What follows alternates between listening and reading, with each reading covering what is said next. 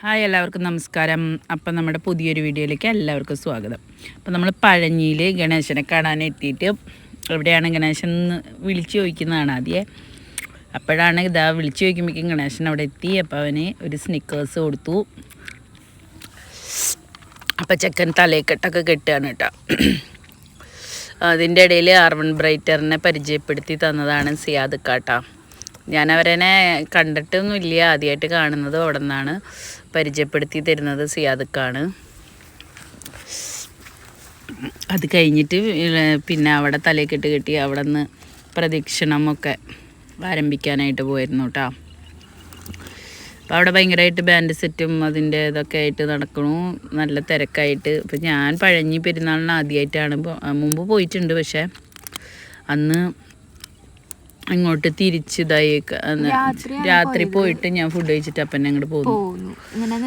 നിന്നിട്ട് പരിപാടിയൊന്നും കണ്ടിട്ടുണ്ടായിരുന്നില്ല. അപ്പോൾ ഇത്തവണ ഞാൻ ഷിജുവിൻ്റെ കൂടെ അങ്ങനെ പോയിട്ട് ജസ്റ്റ് പോയിട്ട് ഷിജു അനന്തു ഞങ്ങൾ അങ്ങനെ ഫുഡ് കഴിച്ചിട്ട് പോരുകയുണ്ടായി. അങ്ങനെ ഫ്രണ്ട്സിന്റെ ഗ്യാങ് പോയിട്ട് രാത്രി കുറച്ച് നേരം സ്പെൻഡ് ചെയ്ത് അങ്ങനെ പോരുകയാണ്. പെരുന്നാളും കണ്ടില്ല, പള്ളിപ്പറമ്പും കണ്ടിട്ടില്ല, ഒന്നും കണ്ടിട്ടില്ല. ഫുഡൊക്കെ കഴിച്ച് വെറുതെ പോയി അവിടെ കുറേ നേരം ഇരുന്നു, ഫുഡ് കഴിച്ചു, സംസാരിച്ചു, ഇങ്ങോട്ട് പോന്നു. വേറെ ഒന്നും കണ്ടിട്ടില്ല.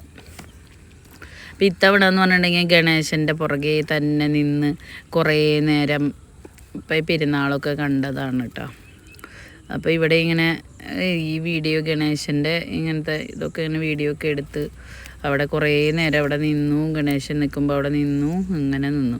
അപ്പം എന്നെ സിയാദക്ക ചീരൻകുഴിയത്തെ ഒരു ഫോട്ടോ ഉണ്ടായിരുന്നു എൻ്റെ ഗണേശൻ്റെ കൂടെയുള്ളത്, അത് അയച്ചു തന്നിട്ടുണ്ട് എന്ന് പറഞ്ഞിട്ട് വിളിച്ചിട്ട് അത് പറയായിരുന്നു.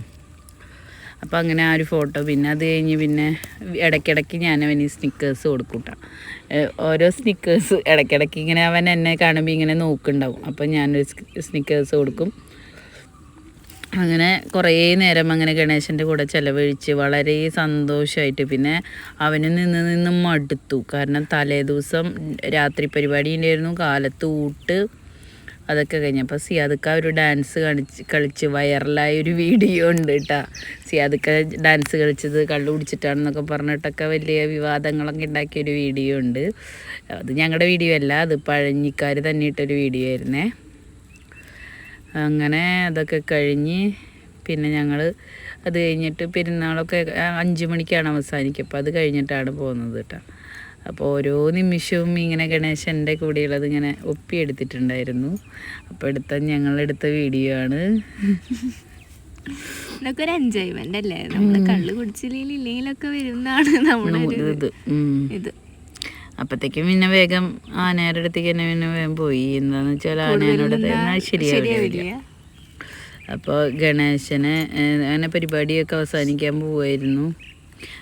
പുറകെ പോകുന്നൊക്കെ പിള്ളേരോട് ഇറങ്ങാൻ പറഞ്ഞിട്ട് കുട്ടികൾ ഇറങ്ങാനൊക്കെ പറ്റാതെ കുറേ കഷ്ടപ്പെടുന്നതൊക്കെയാണ് കേട്ടോ. അങ്ങനെ എത്രയും വേഗം പരിപാടിയൊക്കെ കഴിഞ്ഞിട്ട് വേണം ഞങ്ങളും വീട്ടിൽ പോകാമെന്ന് വിചാരിച്ചിരിക്കുക. അപ്പോൾ ഇരുട്ടാകുമ്പോഴത്തേക്ക് ഞങ്ങൾക്കും തിരിച്ചു പോരണല്ലോ.